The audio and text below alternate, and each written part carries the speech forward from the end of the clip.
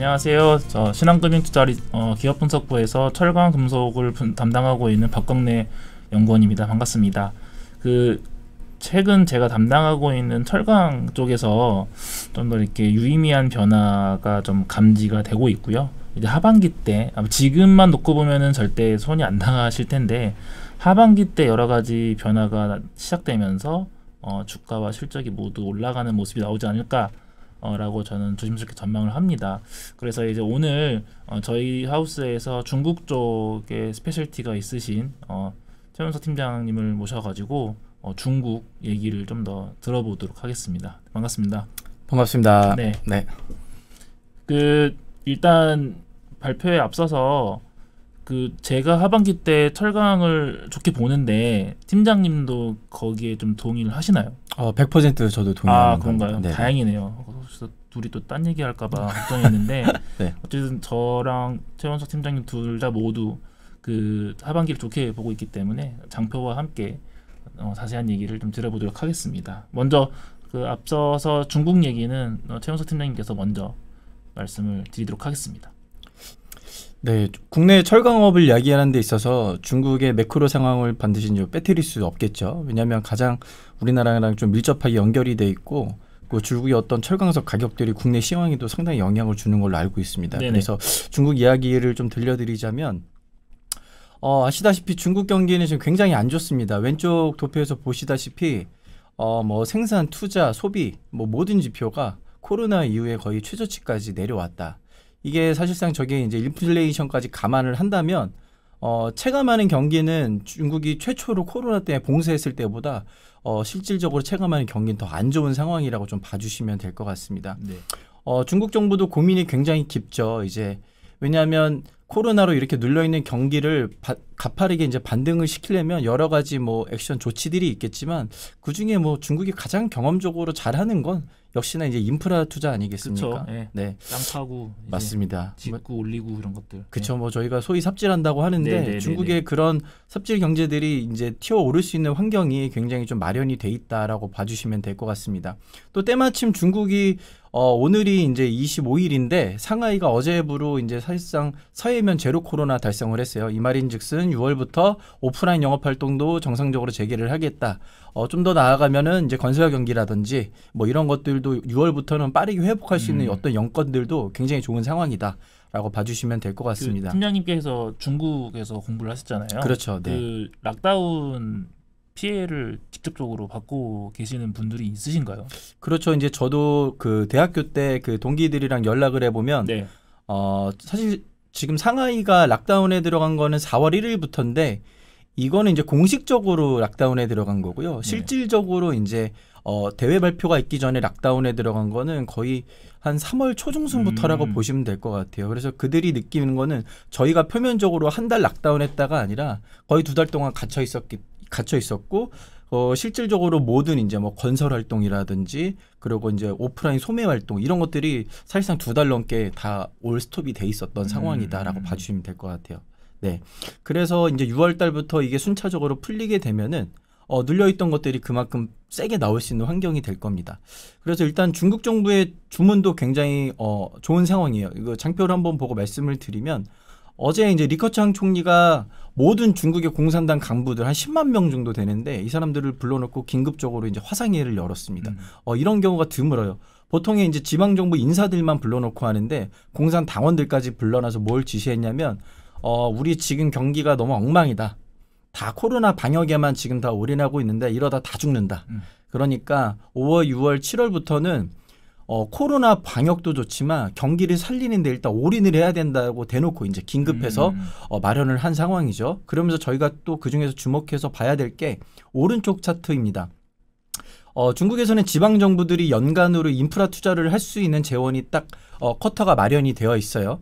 그게 이제 3.65조 위안, 우리나라 돈으로 치면 500조에서 600조 사이 돈이 될 텐데 이 절대적인 규모는 작년이랑 똑같습니다. 사실상 작년보다 늘어난 게 전혀 없는데 재밌는 거는 이게 지금 오른쪽 차트에서 파란 선을 보시면 1월부터 연말까지 갈 때 이제 완만하게 돈을 나눠서 쓰게 돼 있죠. 근데 올해 같은 경우는 8월 안에 이 돈을 다 쓰라는 겁니다. 네.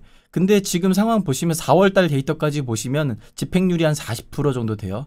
바꿔 말하면 나머지 이제 60%를 5, 6, 7, 이 3개월 안에 집중적으로 투자를 해야 된다는 거죠. 이렇게 되면 어떤 인프라 투자의 어떤 파급 효과나 이런 것들도 생각보다 세게 나타날 수 있다라고 저는 예상을 하고 있습니다. 네. 네. 그래서 한번 또 반대편 넘어가 주시면 네, 맞습니다.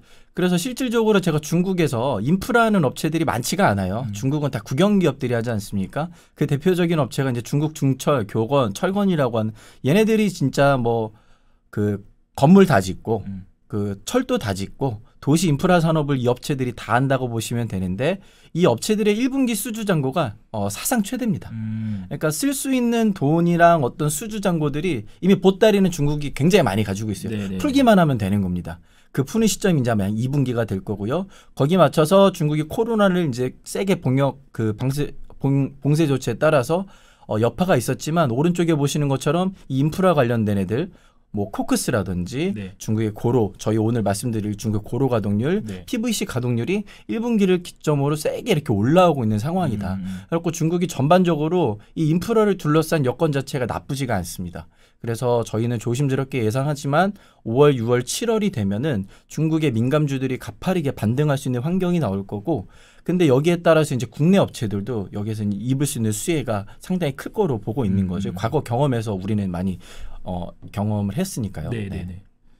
그래서 이제 앞서서 팀장님께서 중국의 상황을 지금 잘 설명해 주셨는데 그 제가 느끼는 철강 쪽의 분위기도 좀 비슷한 것 같아요. 네. 그래서 그 장표로 말씀을 드리면은 이게 중국이 왼쪽에 나와 있는 차트가 이제 중국에서의 그런 철강 가격 움직임인데 작년도 하반기 전고점 대비해서 굉장히 낮은 레벨에 지금 그쵸. 머물러 있거든요.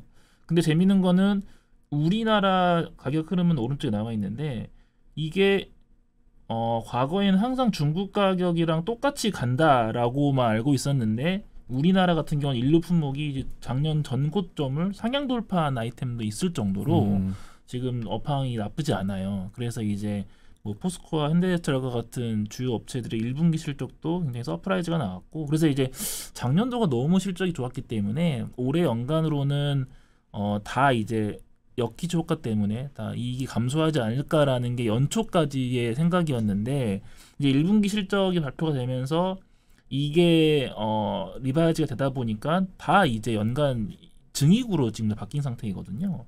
그래서 하반기 때 특별하게 악재만 발생하지 않는다면은 철강 업체들 주가도 좀 괜찮지 않을까라고 저는 생각을 합니다. 특히 그것도 네. 괜찮을 것 같아요. 중국이 철강석 가격 같은 것들도 네. 일단은 그 다운스트림 업체들이 워낙에 마진 부담을 느끼니까 중국 네. 정부에서 철강석 가격도 작년부터 이제 코크스나 철강석을 계속 누르고 있기 때문에 네네. 올해 이제 하반기나 뭐 이쯤 되면은 스프레드 측면에서도 굉장히 좋아질 여지가 네, 있잖아요. 맞습니다. 네, 네. 그래서 뭐 좀 이따가도 말씀을 드리긴 할 텐데 하반기 때 스프레드가 좀 더 지금보다도 더 좋아질 가능성이 있어서 그렇죠. 이제 그것들이 이제 결국에는 개별 기업들의 수익성으로도 연결이 되는 것이기 때문에 괜찮지 않을까라고 보고 있고요. 그 장표로 보시면 그러니까 이제 앞서서 보여드린 것처럼 우리나라 가격 흐름은 되게 좋은데 결국 우리가 왜 아직도 중국을 봐야 되냐? 결국 주가는 중국을 따라간다는 거죠. 이게 포스코 주가와 중국의 여름 가격 추이인데 거의 똑같이 움직입니다. 그러니까 이제 국내 가격보다는 중국 쪽 상황을 더 면밀하게 봐야 된다라고 말씀드릴 수 있을 것 같고요.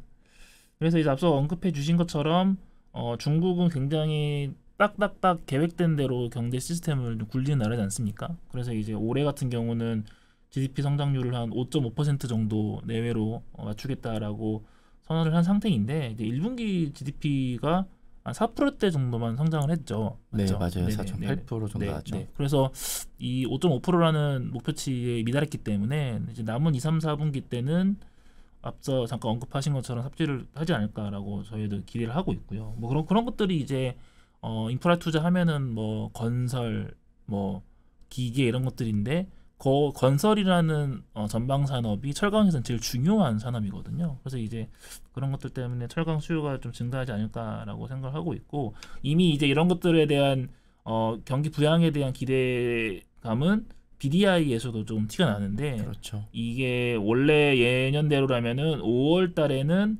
가격이 그렇게 많이 올라가는 달이 아니에요. 근데 이제 이번 올해 같은 경우는 이제 3월 달에 한번 팍 올랐고 근데 5월 달에도 지금 또 가격이 BDI가 올라가고 있는데 이게 많은 부분 경기 부양에 대한 기대감 때문에 올라가는 게 아닌가라고 저는 생각을 합니다. 그래서 결국에는 뭐 계곡이 깊으면 깊을수록 그거를 이제 벗어나기 위한 중국 정부의 정책 스탠스가 더 강해질 걸로 판단하기 때문에 이제 하반기에 대한 기대감이 좀 커진다 좀라고 좀 본다는 거죠. 그래서 과거에는 무조건 중국에서의 철강 생산량이 계속 증가하는 걸로만 알고 있었는데 최근에는 몇 달 연속 지금 전년 동월 대비 철강 생산량이 줄고 있거든요. 근데 이제 공급이 줄고 있는 상황이라면은 이 오른쪽에 보여지고 있는 재고도 같이 줄어야 되는 게 맞는 거죠. 그러니까 재고라는 게 심플하게 생각했을 때 만들고 쓰고 이제 나머지가 재고라고 치면은 이제 지금 만드는 게 줄어들어 있는 상황이라서 재고도 같이 감소해야 되는데 물론 이제 플로우는 감소 추세긴 하나 이제 작년이나 예년 평균과 비교해 봤을 때는 지금 빨간색으로 나타나고 있는 재고 레벨이 좀 높거든요. 그래서 네. 확실히 지금 지금만 놓고 보면은 중국 쪽 철강 수요가 좀 안 좋다라고 말씀을 드릴 수 있을 것 같은데 결국에는 앞서 말씀해 주셨던 여러 가지 인프라 투자 때문에 좋아진다는 거죠. 그래서 앞서서 이제 그 지방 정부 특수채 이제 지금 발행량 같은 걸 언급해 주셨는데 이게 철강에 굉장히 중요한 임플리케이션이 있는 게 그 왼쪽 그래프를 보시는 것처럼 한 6, 7개월 후 철강 수요로 이어져요. 그러니까 이제 그 파란색 선이 이제 특수채 발행 규모 석 달치 평균 에버리지 값이고 이제 회색 선은 7개월 후 중국의 철강 수요인데 보시는 것처럼 코로나19가 발발했던 2020년 초만 제외해 놓고 보면은 거의 비슷한 궤적을 그립니다. 그래서 이런 것들이 앞서 1, 2, 3, 4월 달에 예년보다 더 높은 이제 발행을 했기 때문에 발행률을 달성했기 때문에 이런 것들이 이제 7개월 후면은 이제 8, 9, 10, 11월 달이겠죠. 그러니까 네. 하반기 때 철강 수요는 우리가 기대도 괜찮지 않을까라고 생각하고 있고 이게 뭐 수요가 좋을 때는 오른쪽 보시는 것처럼 스프레드도 같이 좀 좋아져요. 그래서 이제 수요가 올라옴과 동시에 스프레드도 좀 더 개선이 되지 않을까라고도 생각을 합니다. 그래서 지금 단기적으로도 지금 파란색 선이 이제 스프레드인데 올해 스프레드 추이인데 단기적으로 좀 반등에 성공을 했고 오른쪽 같은 장표를 보시면 항상 그렇지는 않지만 상반기보다는 하반기 때 스프레드가 좀 더 좋아요. 왜냐면은 상반기 때는 뭐 춘절이 있고 뭐 있고 해가지고 잘 일 안 하는데 하반기 때는 여름휴가가 끝나고 나서 다 이제 일만 하는 영업활동 일수가 많아진다는 거죠. 그렇죠. 중국에서도 이제 금구은십이라는 얘기가 있는데 네. 그때가 이제 건설 경기의 가장 호황일 때가 네네. 금 같은 9월, 은 같은 10월이라고 해서 그런가요? 네. 그때 부동산 경기랑 건설 경기가 이제 막바지 때 투자가 많이 몰릴 때라서 딱 시기도 딱 만든 것 같아요. 그때쯤에. 네. 그래서 그런 우연의 일치일 수 있는데 어쨌든 하반기 때 네, 스프레드도 좋아지는 계절성을 감안해 보면은 여러 가지 기대해 봄직한 요인들이 계속 나온다라고 저는 생각을 합니다.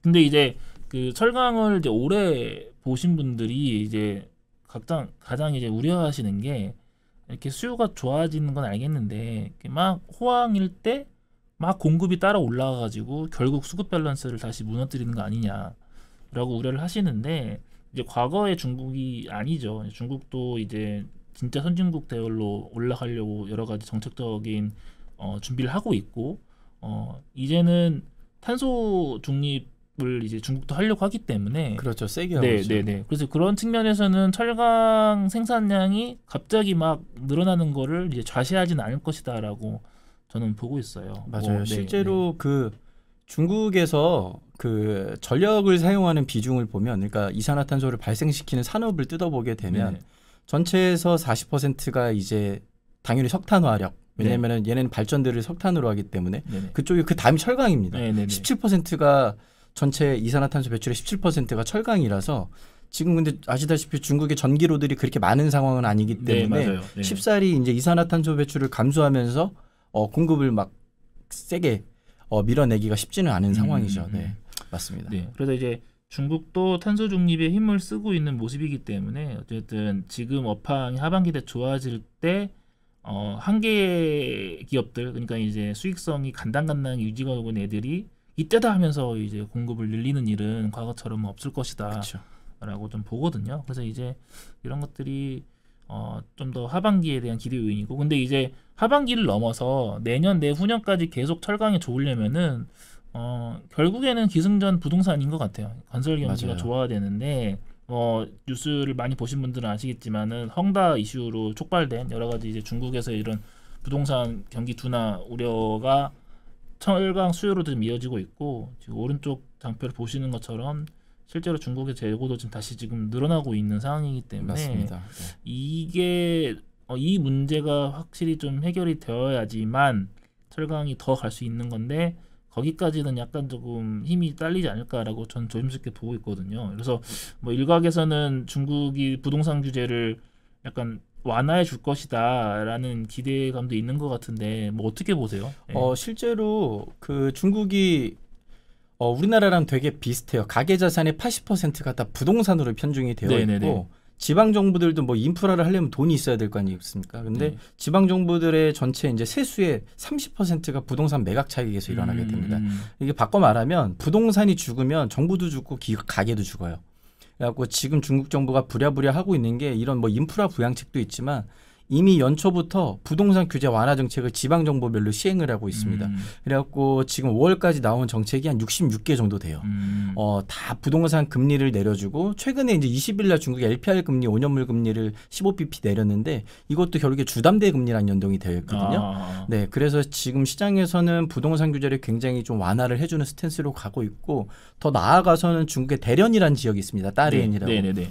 심지어 여기는 부동산 그 수요를 만들어 주려고 호구제까지 바꿨어요. 호구요? 네, 보통 이제 중국은 호구제라고 해서 네. 그 지역 호구를 가진 사람들. 네, 그 지역에 이제 상해 사람이면 상해에서만 주택을 살 수 있고 네. 이런 호구제도를 가진 사람들만 가질 수가 있는데 대련은 거의 뭐 역사적으로 처음으로 호구제까지 바꾸면서 다른 지역 사람들까지 부동산 사도 된다는 겁니다. 그 정도로 부동산 규제를 굉장히 완화해주고 있어서 지금 물론 거래가 붙고 있지는 않아요. 규제를 우리나라도 지금 규제 완화하고 있지만 거래는 그쵸, 당장 붙지는 않잖아요. 네네네. 그래갖고 지금은 좀 지켜보기 심산을 가지고 있는데 제가 볼 때는 여기서 가격이 조금 더 빠지거나 아니면 상해, 심천, 광저우라고 하는 중국의 일선 도시들 규제도 좀 완화하게 되면 광범위하게 이제 일선 도시까지 내리게 되니까 부동산 수요가 다시 한번 또 붙을 수 있는 환경이 좀 하반기 때는 좀 기대해 볼 수 있지 않을까 저희도 생각을 하고 있습니다. 네. 그래서 일단은 뭐 이제 앞서 말씀하셨던 여러 가지 부동산 관련된 규제가 완화가 되어서 실제 이제 거래로까지 이어지게 되면은 이제 철강 수요도 뭐 좋을 수는 있겠는데 그거가 이제 실제 시장에 이제 먹히는지 여부는 좀 더 시간이 좀 필요하지 않을까라고도 생각합니다. 그래서 일단은 우리가 숫자적인 걸로 실제 중국 건설 경기가 돌아서는지 여부는 뭐 여러 가지 방편을 통해 확인 가능하겠지만은 저는 그 오른쪽에 나와 있는 그 그래프가 굉장히 중요하다고 생각을 해요. 그러니까 이제 뭐 건물을 짓든 아파트를 짓든 건설사들이 먼저 이제 땅을 사놓고 거기에다가 이제 삽질을 하는 건데 그 토지 매매, 그러니까 토지 거래량이 지금 굉장히 예년보다 안 좋거든요. 그렇죠. 앞서 말씀드렸던 거래 면적이 줄고 있죠. 거래량이 지금 안 붙어주고 있어서 여기가 이제 좀 예년 수준으로 좀 돌아서는 시그널이 있으면은 관련된 뭐 철강이든 여러 가지 이제 이쪽 소재 산업재 쪽에 훈풍이 다시 좀 오지 않을까라고 저는 생각을 합니다. 그리고 일단은 뭐 중국 얘기가 나왔기 때문에 이제 비철금속도 이제 언급을 안 할 수가 없는데 이게 보시는 장표에서 나오는 것처럼 중국이 구리 같은 경우는 전체 글로벌 수의 50%를 차지하거든요. 그렇죠. 그래서 구리 가격이 사실 중국의 경기 지표다, 선행하는 경기 지표다라는 얘기도 거기서 나온 거죠. 비단 구리뿐만 아니라 웬만한 비철금속은 다 중국이 50%라고 보시면 되는데 이제 중국 경기가 이제 인프라 투자 이런 것 때문에 좀 살아나게 된다면은 이제 비철금속 쪽도 좀 좋을 수 있겠다, 수요가 올라올 수 있겠다라고 생각을 해요. 근데 이제 이게 수요가 좋아지는 건 맞는데 이게 가격이 더 올라갈지는 좀 더 좀 지켜봐야 할 것 같긴 해요. 왜냐면은 지금 전반적으로 유가도 그렇고 약간 이제 상고화저를 전망하는 분위기이기 때문에 유가가 빠지는데 비철금속만 올라가는 일은 잘 없거든요. 그러니까 전반적인 원자재 가격이 동조화되기 때문에 그래서 가격이 좀 더 올라갈지는 좀 더 다른 얘기가 될 수 있고 약간 박스권 흐름으로 전망을 하는 게 맞지 않을까. 그래서 이제 약간 비철금속 관련돼서 트레이딩을 하시는 분들은 좀 많이 내려왔을 때 사서 오를 때 좀 파는 식으로 박스권 플레이를 하시는 게 근데 이미 구리 가격은 되게 한동안 횡보하지 않았나요? 그렇죠, 그렇죠. 네, 사실상 오랜 기간 다른 비철금속 가격 지금 뭐 2차 전지 관련된 그런 소재들이나 네. 금속들은 되게 좋았는데 네. 구리 가격은 되게 오래 쉬었던 것 같아요.